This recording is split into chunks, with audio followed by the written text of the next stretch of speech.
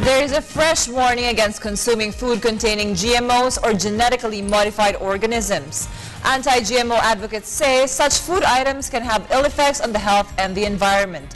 They stress the need to label food products that contain GMOs so that consumers will not have the choice to buy them. More from Jackie Sai. Health is wealth, which is why it is important for us to take care of our well-being.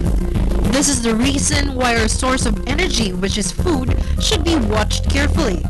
Where it's bought, how it's cooked, where it came from.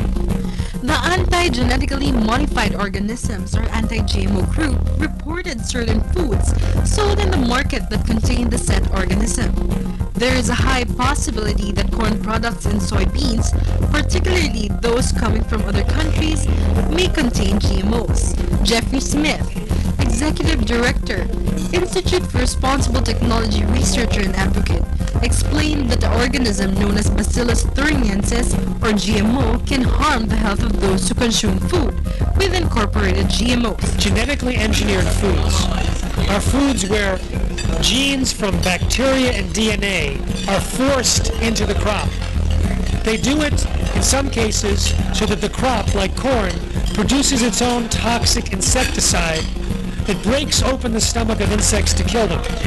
And it's now known that toxin, which is in the corn grown in the Philippines, can break open little holes in human cells and actually enter the bloodstream of pregnant women, of their unborn fetuses, and might be causing damage to cells and to our digestive tract. The other reason they genetically engineer is to allow the crops to be sprayed with a toxic weed killer, mostly Roundup weed killer. And Roundup then gets absorbed into these foods like soybeans. We eat the soybeans, we eat the Roundup, and that's linked to cancer, endocrine disruption and reproductive disorders, as well as potentially Parkinson's and other diseases and disorders that are on the rise in the U.S. population since GMOs were introduced in 1996. It is not easy to tell which food is genetically engineered in the Philippines or in the United States because labeling is not required.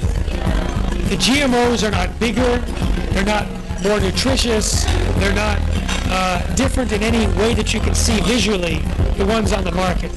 So you can't tell by looking at a GMO whether it's genetically engineered or not. Anti-GMO advocate Angelina Galang is also pushing for people's awareness, especially in the food sold in the markets, and sustain the good health of the consumers. People are sick. They will try anything. They will take anything to get them well because this is their last option. But with food, this should not be our last option. We have so many options. The Philippines is such a biodiverse country. We have all kinds of plants and animals to eat, natural, safe. Why do we have to eat a high technology produced food? Well, the health is the most important, no?